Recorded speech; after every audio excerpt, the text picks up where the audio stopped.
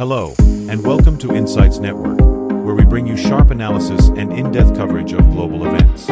Today, we dive into the volatile situation unfolding in the Democratic Republic of Congo, DRC. In recent developments, M23 rebels, backed by neighboring Rwanda, have seized the city of Goma in the mineral-rich eastern region. Explosions and intense gunfire have rocked the city over the past 24 hours, creating panic and chaos among residents. Meanwhile, in the DRC's capital Kinshasa, protesters have targeted several foreign embassies, including those of the United States, France, Belgium, and Rwanda. Chanting slogans such as "Death to Imperialists," the protesters expressed their outrage over the M23 rebellion and alleged Rwandan interference. The clashes between M23 rebels and the DRC army have claimed at least 17 lives, with over 300 injuries reported. In neighboring Rwanda, Kigali has stated that 5 civilians have also lost their lives. The escalation has deepened the humanitarian crisis, as thousands flee Goma, many of whom were already displaced by earlier conflicts. Alarmingly, videos released by Rwanda show Congolese soldiers surrendering and fleeing into Rwandan territory, with Kigali reporting that it has disarmed over 120 Congolese troops. This has only heightened tensions, with the DRC accusing Rwanda of deploying its army in Goma. As the chaos spreads, reports of looting and a mass prison break in Goma have emerged. Shocking footage shows the looting of the city's Palace of Justice, while civilians, desperate and angry, have taken to the streets in the eastern region to show solidarity with the DRC army. Protesters are vocal about their rejection of Rwanda's alleged role in the conflict and their determination to protect the nation's sovereignty and resources. The Congolese government, meanwhile, has urged Goma residents to remain indoors and avoid acts of vandalism as they work to stabilize the situation.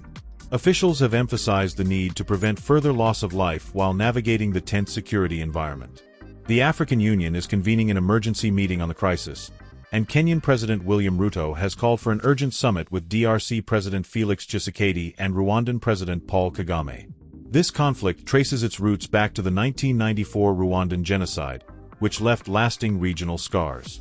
Both Rwanda and the DRC accuse each other of supporting opposing ethnic militias.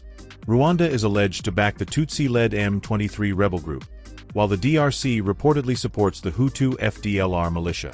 The M23 rebels, who previously captured Goma in 2012 before withdrawing under a regional agreement, reignited their rebellion in 2022, steadily gaining control over key cities in North Kivu province. The stakes are high as the DRC, despite being one of the most mineral-rich countries in the world, remains one of the poorest due to decades of conflict and instability. The latest escalation threatens to worsen this dire situation, raising urgent questions. Will the region's leaders come together to de-escalate the conflict? Or will these tensions push the DRC and its neighbors into deeper turmoil?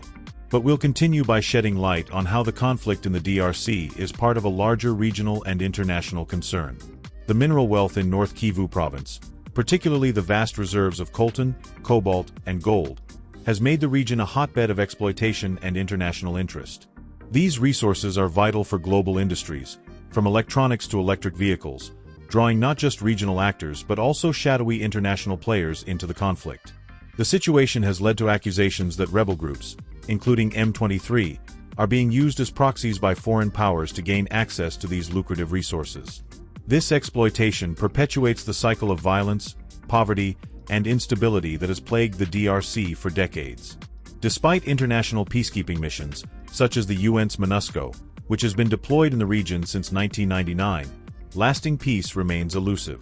Critics argue that such missions often fall short of addressing the root causes of conflict, instead focusing on temporary solutions. Adding another layer to this crisis, the civilian toll continues to rise. Displacement camps near Goma are now overwhelmed, with thousands seeking refuge in neighboring countries like Uganda and Burundi. This has prompted concerns about a growing refugee crisis that could spill over into other regions, putting additional pressure on already struggling economies. Humanitarian agencies have warned of dire shortages of food, water, and medical supplies, as well as the looming threat of diseases such as cholera spreading in overcrowded camps. On the diplomatic front, the international response has been mixed. While the Let's get a feeling on the ground from some resident protesters. When we protest here, we boost the morale of our army. we boost the morale of our fighters on the front line. And we weaken the enemy who is trying to illegally occupy our territory and exploit our minerals, which the people do not benefit from at all. Enough to mediate effectively or hold actors accountable. Sanctions and peace talks have often faltered, with deep-rooted mistrust between Rwanda and the DRC undermining efforts. Meanwhile, countries with strong ties to the region, like France and Belgium, are being called on to take a more active role in peace-building, given their historical influence in Central Africa. Let's listen in and hear what they have to say. Given the current security situation in the city of Goma, marked by the presence of the Rwandan army, we first want to reassure the population that following the security meeting we held yesterday with the President of the Republic, he gave us instructions to work as a government to avoid carnage and loss of human life in light of Rwanda's manifest intentions. It's also worth noting the significant role of local communities in pushing back against rebel advances. Civilian-led movements in the eastern DRC have been vital in raising awareness about the impacts of the conflict. Many have organized peaceful protests, advocating for greater international attention to the plight of ordinary Congolese people. Their voices are a reminder that this isn't just a geopolitical struggle, it's a human tragedy. As we conclude this analysis, it's clear that the conflict in the DRC is more than just a regional issue. It's a crisis with implications for global supply chains, international diplomacy, and human rights. What happens in Goma will ripple far beyond its borders, and the world must pay attention. If you found this expanded breakdown insightful, don't forget to hit the like button, share this video, and subscribe to Insights Network. We're committed to bringing you critical stories from around the world. And remember, the conversation doesn't end here. We'll continue to monitor this story closely on Insights Network. If you found this report valuable, don't forget to like, share, and subscribe to our channel.